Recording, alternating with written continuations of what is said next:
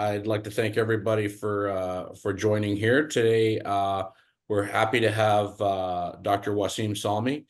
He's the clinical director at Modjaw, and he has a tremendous amount of experience in 4D jaw motion technology and also its applications in all different aspects of dentistry. So that's I think critically important here is just one of the initial questions people have is, what exactly is Modjaw, how exactly it work, and how does it apply to what I do on a daily basis. So he'll definitely be able to share that with you. I know there's a few people from the ORM group that are on as well with some of the product specialists, so they'll be able to help get you any of the information that you need, and then we'll be able to discuss any of the questions that you have.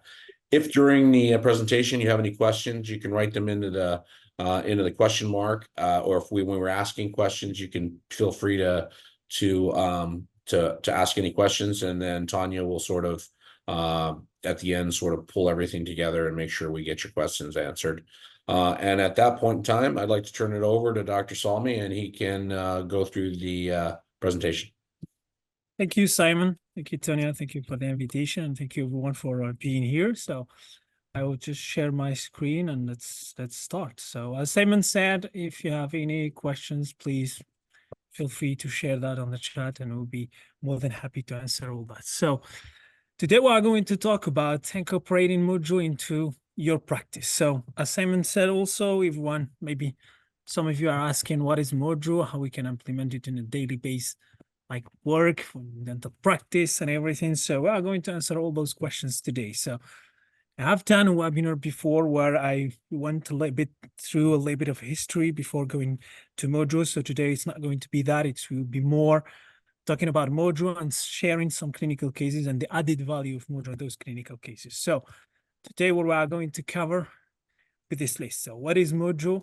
Tech in motion, like a definition. How does Modjaw fit into a digital workflow, and why Modjaw? This is also a good question to ask.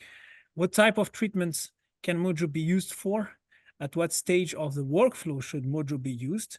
And then Modjaw in workflow for simple cases and Modjaw in workflow for complex cases. So simple cases and complex cases, you will see we are going to talk about small reconstructions and full rehabilitations and some kind of those things. So before I go to what is Modjaw, I will start with a little bit of history like I did last time, but just one slide. So last time what I did is just like to put from where everything starts. I know that it started maybe before the 1744, but I wanted to start in here and then to arrive to the revolution and the evolution, which is Modjaw. So starting to record the motion using all those kind of stuff like we see here on the left side, and then arriving to the evolution where we can record that in real time using this technology. And this technology is based on something which is the motion capture. So the motion capture started in 1878 by Edward Muybridge. So he placed a lot of cameras to be able to capture several pictures of the horse galloping. And this is what the technology of Modjaw. We have a camera and trackers that track the motion and of the patient in real time and apply it in the 3D models where we are going to see it in real time. So let's start with the first question. What is Modjaw Tech in Motion? So to answer that, I will answer it under three different categories. So Modjaw, first of all, is a device that allows you to record in real-time jaw motion, which means you have trackers, you have a camera, and a screen that will guide you in different steps to be able, in 15 minutes, to record jaw motion of the patient. And then after that, Modjaw is also a platform to create a virtual dynamic patient.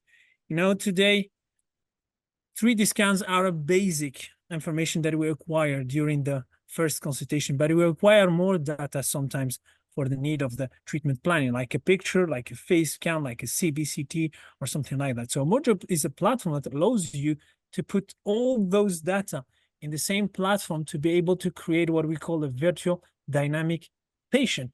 And then starting from there, we will talk about the capability of the software. So once you create a virtual dynamic patient, you'll be able to use the different functionalities of the software to be able to improve the diagnostic and also your treatment planning, which means that you will open a door to information that we to some information that we didn't get the chance to have before, like the motion, the contacts, adding the CBCT, have a visual of the condyle moving, rise the bite. We will talk a lot about this functionality also in different cases. So this is the answer of what is Modjaw taking motion. So this is the small video that you can find everywhere, just to in YouTube and social media also, that gives you an image about the protocol of recording, which means the protocol of recording starts always from importing the intraoral scans.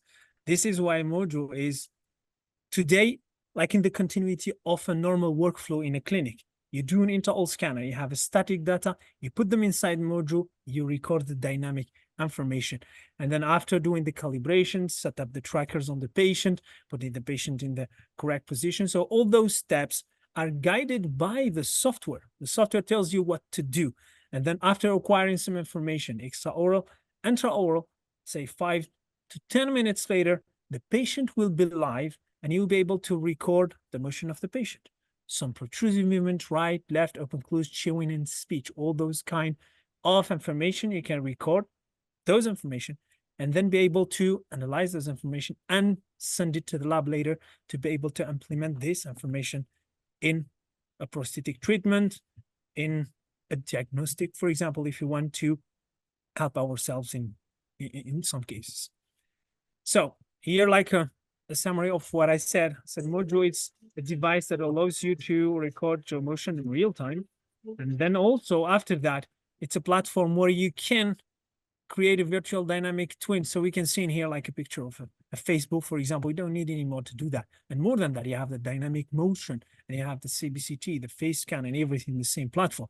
And then all this information can be sent to the lab later. We can see Exocad in here, for example, to implement all this information in a CAD software to be able to adjust the treatment before putting it inside the mouth of the patient. So, and then something that we will talk a lot, not today, but maybe in the future webinars, is using Modjaw combined with other like tools. We can see in here like a TANS, for example, is in a COIS deprogrammer. So Modjaw is a device that allows you to do it in one shot without any back and forth steps, without scanning, without a silicon key, for example. Like we can see in this case, for example, we use the COIS and the TANS, and then just to give an indication about the future also, where we can combine it with some EMG recordings, for example, like to see how the muscles are working during the time where we are recording motion. So it's just like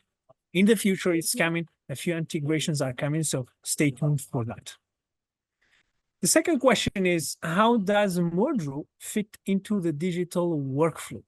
So, Modjaw is an important link for a full digital workflow. So Modjaw is in the first step of the acquisition of the data, just like an intraoral scan, just like a camera, just like a face scan, just like a CBCT. But the information you will acquire from Modjaw is dynamic. It's not just static. So Modjaw is part of the first step in a digital workflow to create your dynamic twin. So it's compatible with all the intraoral scanners that you have now in the market. So we're not talking about intraoral scanners. We are talking about the models, STL files, or PLY with the color. It's, as I said before, it helps to improve diagnosis and treatment, and then exporting static and dynamic data. To go to the design, and when we talk about the design, what we say when it goes to the design and you use Modjaw data, we talk about modelage. This is how we call it in here. Are you going to do a modelage? It's like a modelization using jaw motion. So the design is adapted to the dynamic motion, and then it goes to the last step of the workflow, which is the execution, to print or to mill and go to the surgery later. Another question: why Modjaw? So there is some answers in here. We're talking about a simple recording protocol. This is what I showed last time about the history of recording the motion. It was a little bit, let's say, complicated to do it with the devices that we had before, and it was not clinically applicable. You know, we did it at school, and then when you go to the real life at the clinic, you cannot spend 2 hours to record motion just to see tracing. So here you have a simple recording protocol, 15, 25 minutes, everything is done, and you can use your dynamic patient to go to the next steps. And unique software features, because it's not just about recording motion, it's also about going to the next steps of the treatment plan. If I need to increase the vertical dimension, if I need to rise the bite, if I need to find the mandibular position because I have a TMG problem or something like that, this is where the software will help you to find those kind of things and then communicate them to the lab. And we will talk in the end about the patient experience and communication. You know, now we started talking about emotional dentistry since years. And now we are talking about functional dentistry, but with a unique experience, because here the patient is going to see his models moving in real time, and he will participate in the treatment. So this is what we see all the time. So when we talk about the software, what we try to do is 2 to 3 updates per year. And something interesting that we had, like in a SAT survey, in our last SAT survey, and from the dentists are sharing with us this, they told us that they have like more 30% up on average of acceptance rate in the treatment planning. So this is so interesting, because the patient feels that he participates in the treatment, and then when you do the treatment, you have some predictable outcome.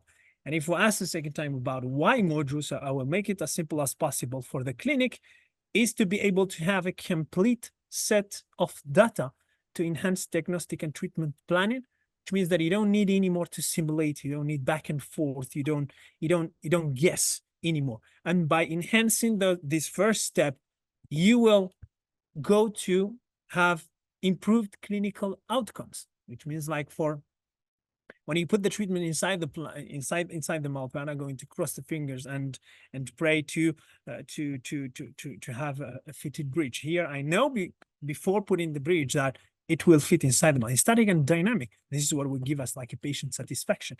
And when you do one-shot treatment, which means no back and forth, no adjustments, no chair time, no losing time and everything, and reducing the time of your treatment, so you will have this result in the end, which is to increase the practice profitability. Since you will do one-shot treatment, one step, one treatment. This is the answer for the why Modjaw. Another question: what type of treatment can Modjaw be used for? And before answering that, I took this from a book from Dr. Jean-Daniel Ortlieb, who is, let's say, #1 here in France in occlusion and function and everything. So he said function is an important link for a successful treatment. And he said prosthetic failure, apart from its purely dental consequences, is the greatest source of loss of profitability, loss of time, extra laboratory cost and everything, and loss of patient confidence. In many cases, it's a question of planification and design error rather than execution error. So it's more about the first step of the treatment plan than the last step, which is the execution. So it's more the planification and the design. And this is when you add the complete set of data to this part, you are going to reduce those errors and be sure that you will have predictable treatments in the end. So if we talk about that, recording function is therefore crucial in many dental treatments. The first one is the prosthetic treatments and implantology. You know, when we reconstruct, when we do tooth inside the mouth, it's not just to close an empty space. It's also to be functional. It's to eat, to smile, to talk, to do all the functions that the patient need to do at home, outside of home, to work, to talk and everything. So this is the first indication for prosthetic and implantology. And for prosthetics, let's say starting from a bridge of 3-4 units to full arch rehabilitation, upper and lower, there is an indication to use the Modjaw on teeth or on implants. Orthodontics also. We see more and more orthodontists that start to have interest to those kind of information, because, you know, the aim of an ortho treatment is not just to align teeth, but also to avoid TMG problems, but also to be functional in the end. So this is where this information is so important to be recorded in the beginning, to see where we are and to design the plan of where to go. Functional pathologies, of course, when a patient arrives to the clinic with pain, TMG or something like that, and then we need to do a clinical exam, of course, all the exams that we need to do at the clinic, but Modjaw also is a clinical exam that we need to do to be able to do a diagnostic or let's say a differential diagnostic for this, and then find the mandibular position to do the spline for the treatment or something like that. Maxillofacial surgery, we see more and more. It's not common, but we see more and more a maxillofacial surgeon who are giving more interest for Modjaw and recording Modjaw before. It's all about the position of the lower jaw to start the treatment and also to finish the treatment with, which means where the treatment will end in the end.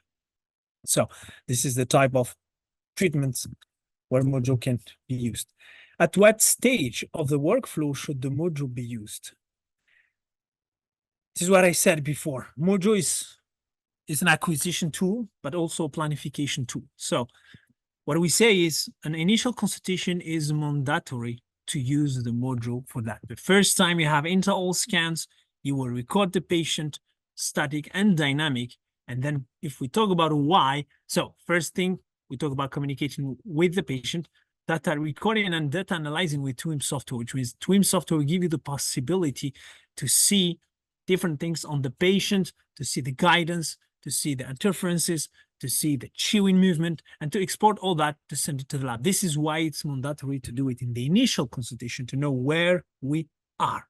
And then once you do the professional, it's recommended, okay? It's recommended to do it to be able to validate the aesthetic and the function of the professionals that you had inside them. Or the patient will validate more the aesthetic that you put. He will take a mirror and he will say, yeah, I like it, but for the functional, we need to do some articulate paper and everything. But when we have the Modjaw, we'll be able to validate that digitally.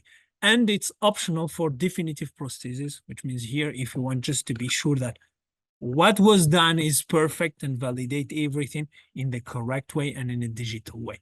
So to give a summary about that, Modjaw is mandatory in the initial consultation, recommended once we do professional, and optional when we go to the definitive prosthesis. Modjaw in workflow for a simple cases. So I don't like this simple cases. There is no simple case. When a patient comes to the clinic, you need to do several steps to be able to treat the patient. I think we have a chat in here now. Okay. So what we call a simple cases is like a small construction. Let's call it like that. A small bridge of 4, 5, 6 units, anterior or posterior units. So this is where I finished by choosing one of the cases published by one of the historical users of Modjaw, which is Dr. Sébastien Fileng, who has a clinic here in Montpellier with Dr. Jocelyn Lutulier. They published this case, and we will go through this case just like in a few minutes. So you can see the pictures, 42 years old, reason that she came to the clinic to change the bridge from the 1323. So it's the European number, from the canine to the canine. I need to change that to the US enumeration or numbers. So it's from the canine to the canine. She wanted to redo that because she doesn't like anymore the aesthetic and everything. And then when you take a look on all the pictures, clinical exam, we had nothing on the TMG, nothing to report. So when you take a look on the picture, so you can see, okay, let's take it off and redo a new one. But I was asking questions, and I asked these questions for several practitioners. I was asking, aesthetic are good, but where do those small breakage came from? No one can have the answer. If you don't do Modjaw recording, you cannot answer this question. It can be during the right lateral intrusion, you have a heavy contact or interference on the no working side. It can be during speech, during speech when you say S, the anterior teeth are not touching. So if you have a small impact that can give you those kind of small things. So Modjaw will help us to understand all those kind of things. So this is the situation. When you go to the next step on the treatment plan, the challenges and what we don't want to have in the end are those. A misfit. Imagine you put the bridge and the patient will close and will tell you, I feel contact from here. I don't feel comfortable with that. I have a speech issue. I don't say S anymore. I say F or Z. So this is where those are the different challenges. You have immediate challenges, like medium-term challenges and long-term challenges like the breakage and shippings like we saw in the pictures before. So Modjaw in this case will help us to record the motion in the initial situation and to be able to take this function and to use it in the design in the future prosthetic treatment to be able to have an adapted bridge for the patient, adapted to the envelope of motion, aesthetic and also envelope of motion. The implications, of course, if it's just like what we had with this patient, he didn't go back to the clinic where he did the bridge before, he changed the clinic for that. So the applications are more patient dissatisfaction. This is why she changed the clinic. The chair time, if she come back to the other practitioner, he will lose time redoing and he will lose also profitability. So when we talk about the solution for this case, it was done in one shot. So the first step is, as I told you before, intraoral scans and Modjaw. So for this patient, we took pictures also. They took pictures for that. So optimal and complete patient data acquisition. So they had a static data acquisition, but also dynamic data acquisitions. Once you record all that, you will keep the guidance of the patient, and you can also use the chewing movement and avoid speech issues, which means if you record an S, you will be able to use those kind of small information in the final adaptation of the bridge.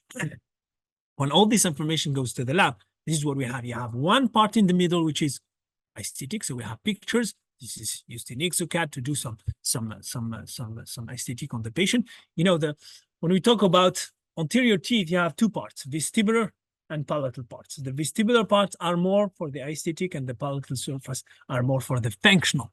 So this is where when you do crowns, you need to keep in mind those two things.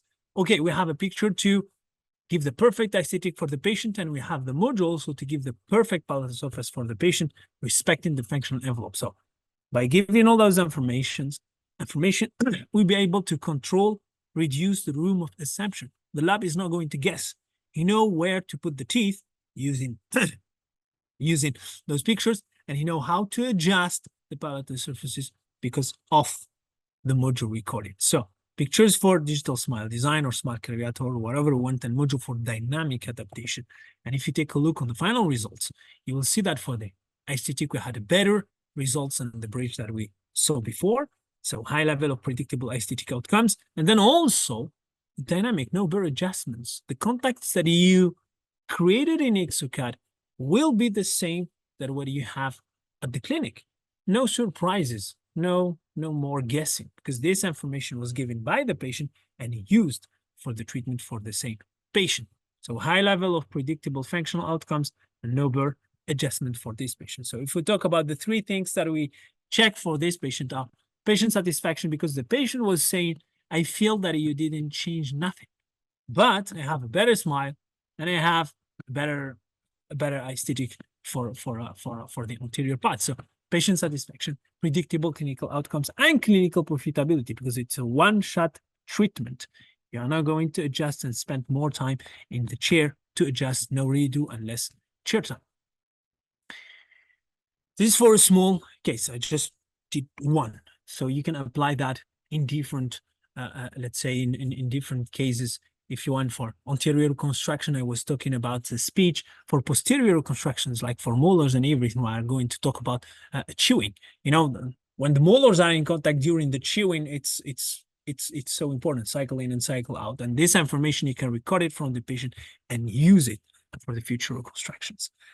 So when we talk about complex cases, and let's say big rehabilitations, okay, to avoid complex cases.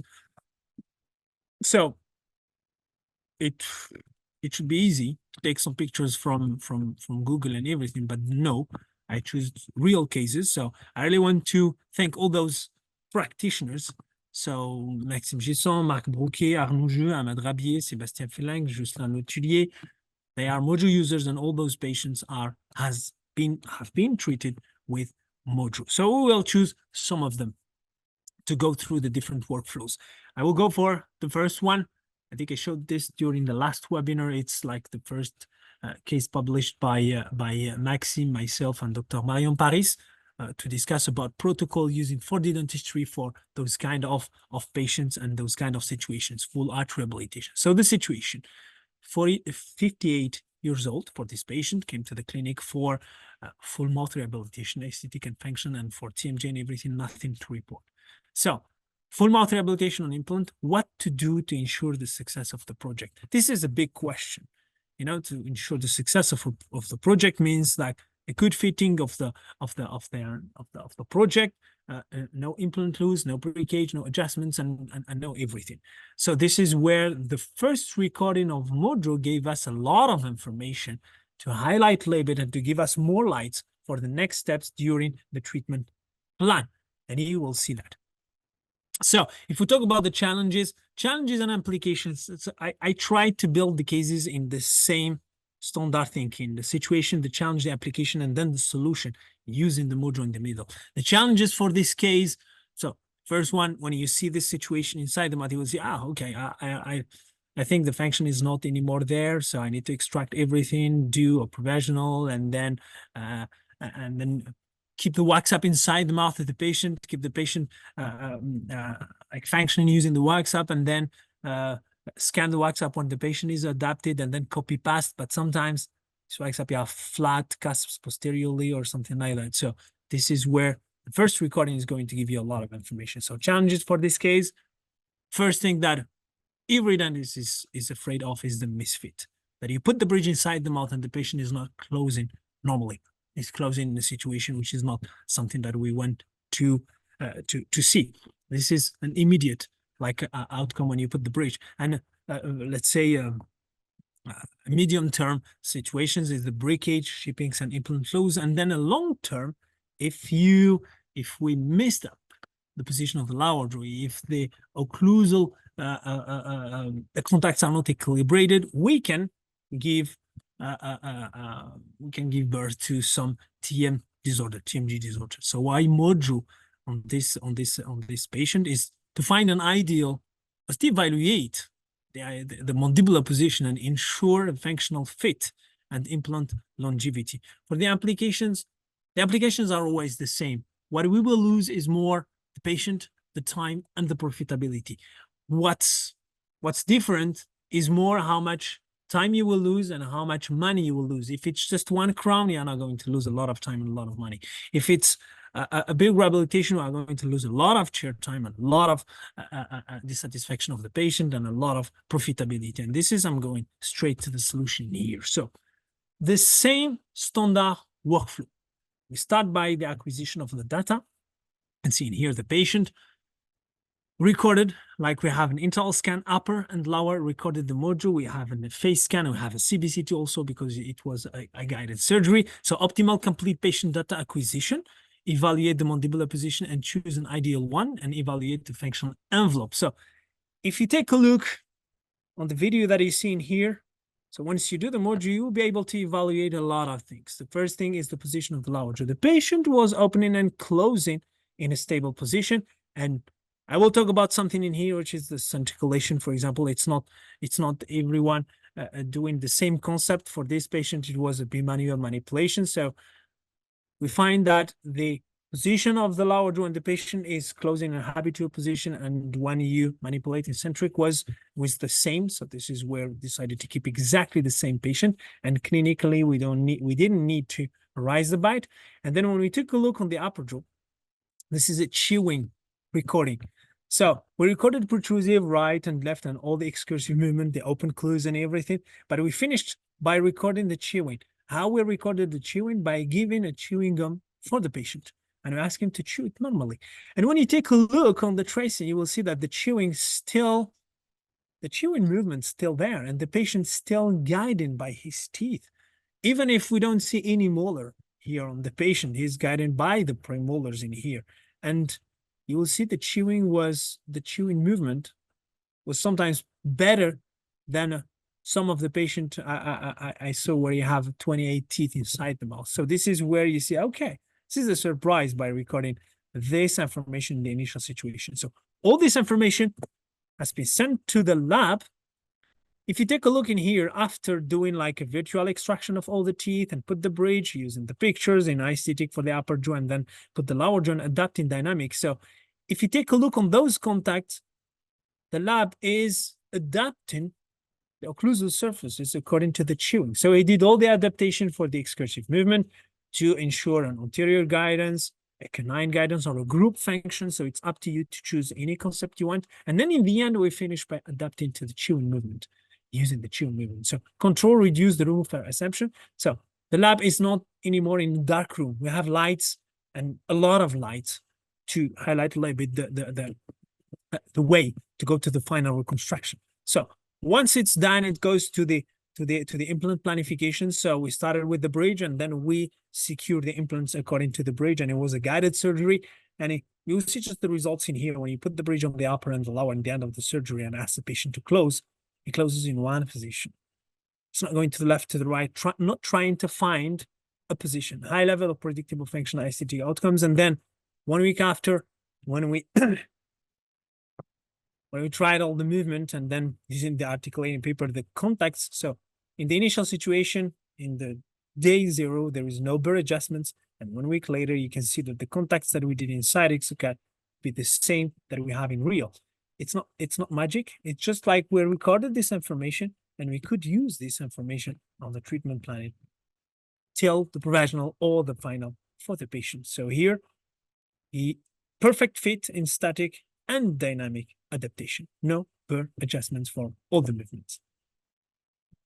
And the same thing. So you can see here the patient satisfaction at first try. So the same thing, you put it inside the mouth of the patient is comfortable. So you didn't create something new for him. It fits with his static position, but also with the dynamics. So functional result, no redo, less visits and less chair time. And further, I will continue with the complex cases. I still have maybe 1 or 2 cases. So the same thing, I go back to this list and I will choose one to go further. So I will go for this case. Okay. So this case was done by Dr. Marc Bouquet. He's a big user of Modjaw. He's doing a lot of full arches. So before I go to this situation, I will answer a question maybe someone is going to answer during, or to ask during this webinar is, for this case, you don't see the lower incisors, how you could attach the fork for this case. So I need to say something, that the fork of Modjaw is a plastic fork. You can adapt it however you want. So this is an example for this patient. What we did is to play with the fork like this. Put some hooks, and here it goes on the gum in here. So it goes on the gum, and then you have some hooks that goes posteriorly behind the canines or the premolars. The premolar in here and the canine on this side, like hooks like this, and you can do the recording without any problem. So this is just to answer a question which is not asked for now. And let's talk about this patient, 58 years old, and then ICT and function, nothing to report. So from where we start for this patient, I know that the position of the lower jaw is not the correct one. So this is, the practitioner is doing his concept using a jig. So this is what I was talking and showing different cases. The first case was a manual manipulation. This case was a jig. We can see a cois maybe later or something like that. So this is what we are talking about, device that you can use with your concept and school to apply it in your workflow and not to change the workflow. So challenge is the same thing. For this patient was to find the OVD.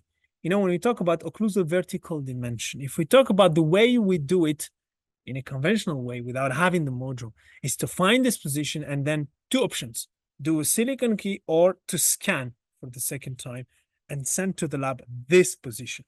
So what you will send to the lab is one position. Sometimes the lab needs more space or less space, and this is where simulation starts to be a friend in the lab. They will put inside an articulator and close more and close or open more. What you will record inside Modjaw is more a range of motion where you can choose the position. If it's not fitting with the lab needs, you can close more or open more. So using the software or this challenge, you are going to solve it with Modjaw, the misfit also, and the breakages, as we saw for the cases before. The implications will be the same: patient dissatisfaction, the time, and the profitability. So we'll go to solution here. So the same thing, recorded all the movements, the same protocol, standard protocol. This is the key to have like something that runs every day. You don't tell the patient, I don't know if I will record it or not. Standard protocol. Intraoral scanners and Modjaw. You can add pictures if you do aesthetic or no. You can add face scans after or CBCT or something like that. So recording all the excursive movement, protrusive right and left and everything. And then if you can see the video in here, so you have the small recording on the jig, using the jig. So ask the patient to stay close, ask him to open, and then put the jig inside the mouth and ask him to tap several times on the jig. So you will record different positions when he's tapping several times on the jig, because sometimes when the point that you get from the jig is you don't have enough space and you need to open more. But here with Modjaw, you will do it inside the software and export that. So you send that to the lab. So if we talk the example of Dr. Marc Brouquier, he's using a platform. I guess my cloud platform. He puts like he put the data inside in the platform, and then they will design for him and wax up, and he will receive like an STLs like this and print the STLs and try on the patient. If you remember, I told you initial, it's so important, recommended for the professional. This is what Dr. Brouquier is doing in some patients. So he did the initial to choose the perfect position for the lower jaw and to wax up on that, and then did a recording using the professional. So silicon key, try the professional inside the mouth and record. And this is what's amazing. You record the chewing movement, not just the excursive and right and left lateral protrusion. So he's validating the fitting stage of the professional. No adjustment. The patient is comfortable. Okay, well, ready to go to the next step. And this is where you just start from this position, from this module you had in the appointment number 2, send it to the lab to go to the definitive.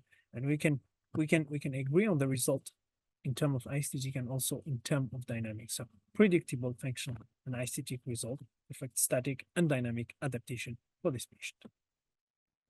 Same thing, first try, less visits and everything for this patient. And we continue this list. What kind of patients are we going to choose in here? No. Okay, so we go for this one. Same thing. This patient also, I wanted to talk about this patient because it's special a little bit, and maybe it's a question if you have an edentulous patient, if you don't have enough teeth, how you are going to record the module in the initial, because I'm saying initial is so important. So this is an example. Published also in Que du RP Quintessence.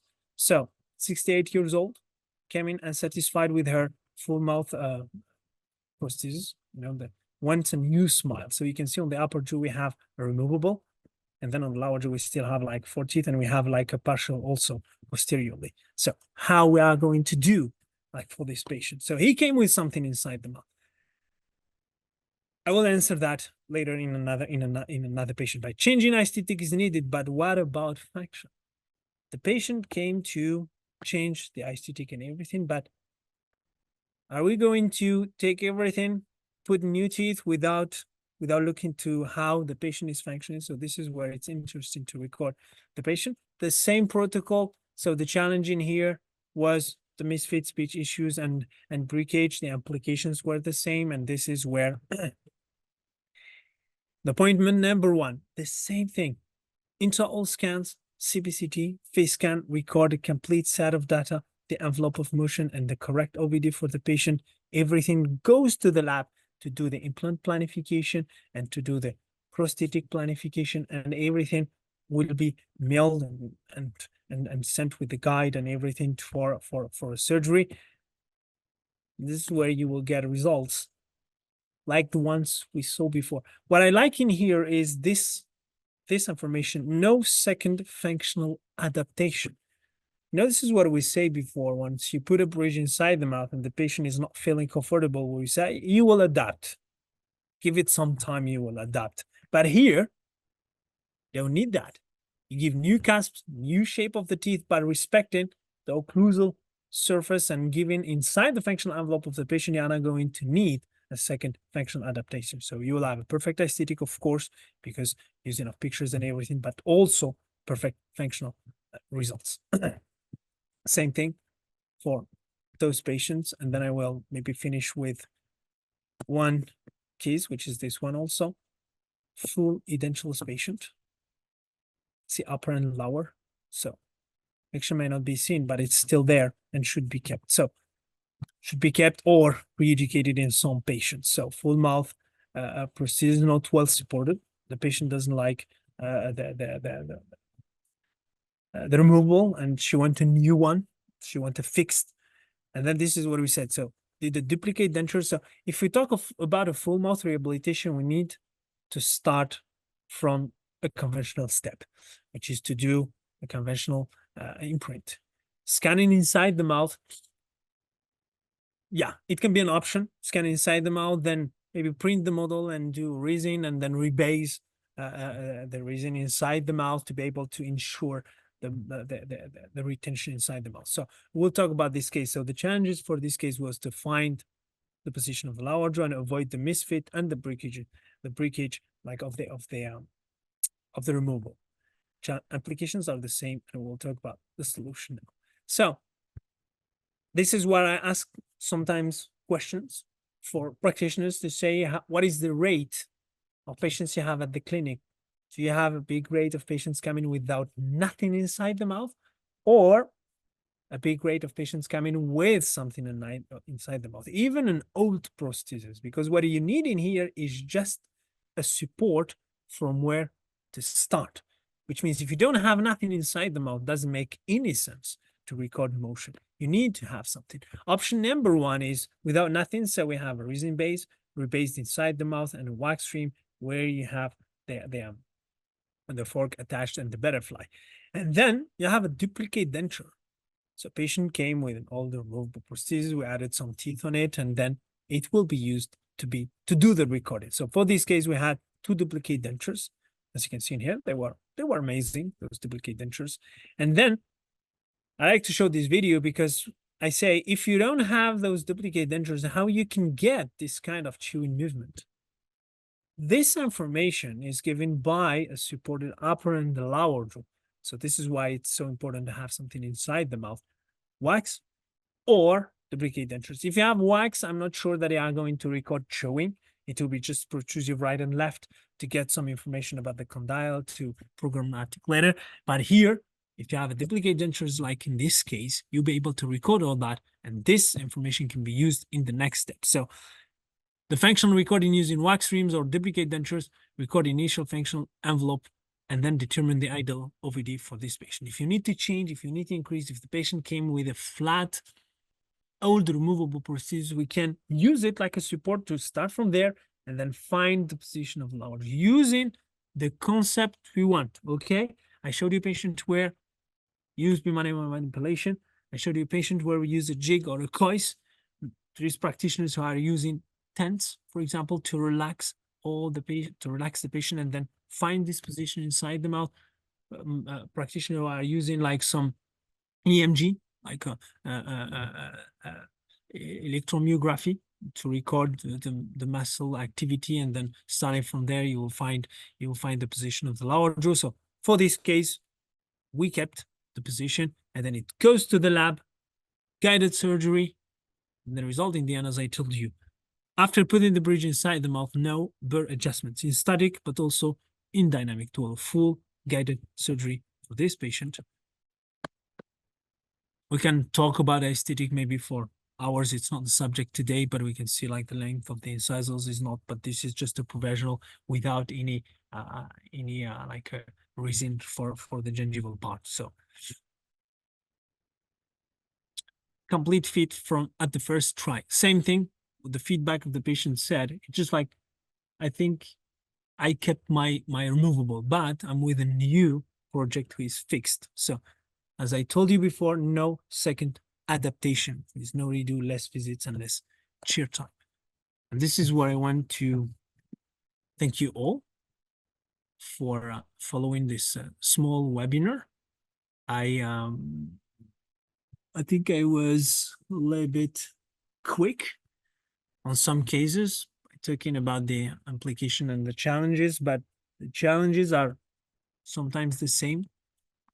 Especially in prosthetic treatments, what we afraid of is the misfit and also the breakages and everything. This is how we can solution that by implementing a new data in the workflow, which is dynamic information recorded by Modjaw. So I'm open for the questions if there are questions. Yeah, if anyone has any questions, if you can just put them in the chat, that would be amazing.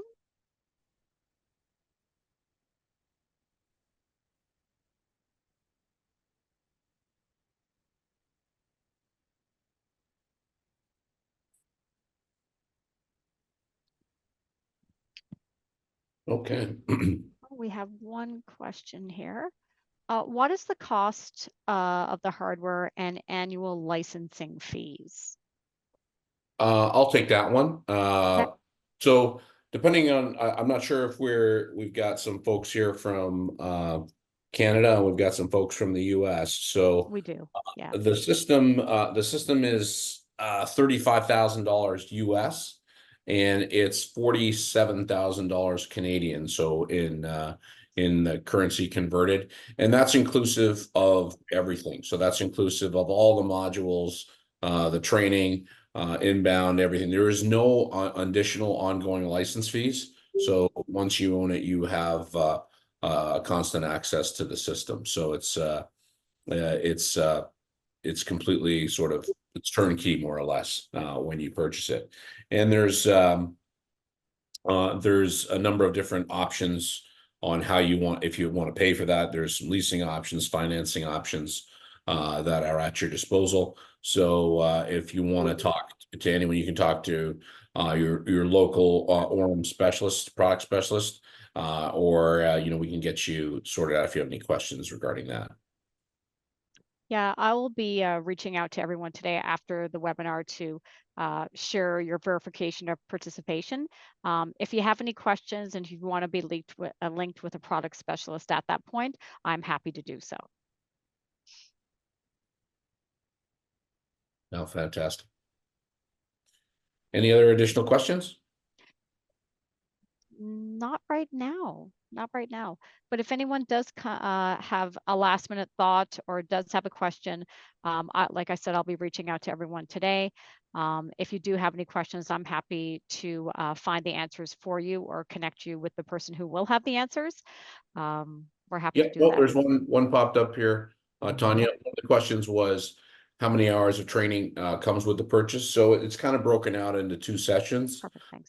The first session is about a 90-minute session, which is basically teaching how to use how to place the markers and how to fix the fork and basic jaw tracking functionalities. And that's usually pretty intuitive of most offices. And a lot of times that's spent with the auxiliary and the staff learning to that, because they're going to be doing this the majority of times anyway. So that's sort of the first phase of the training. And then the second phase is more an operational phase where you're learning how to use some of the functionality of the system, working with the different views and sort of the exports and more or less basic functionality of the software. And that's everyone learns at those at different paces. So depending on how second nature that is, that's usually what the second layer of focus is to really be able to sort that out. So I think that she's asking also, is there any on-site training available? I think it's Yeah, there's à la carte. there is definitely, depending on time, people availability, but we can definitely find what we find is that different people learn at different rates.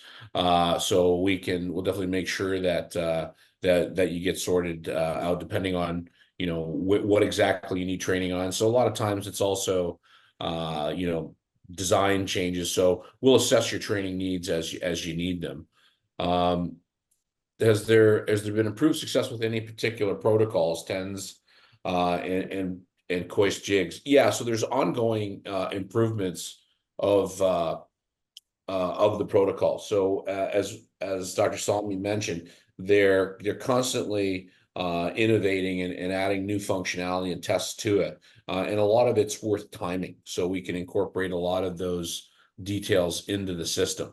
The reality, or in summary, is you have an absolute position of the jaw with all the relative positions of the reading. So if it's muscle readings, jaw position readings, exporting the position of the jaw, anything that requires the position of the readings that you've occurred, we now have the ability to work with it and replicate that position in time. So wherever we want to utilize that, whether or not it's like I said, in a neuromuscular position, in a CR position, we can identify the different applications. As Ouassim said, it's agnostic of which system you use or which philosophy you have.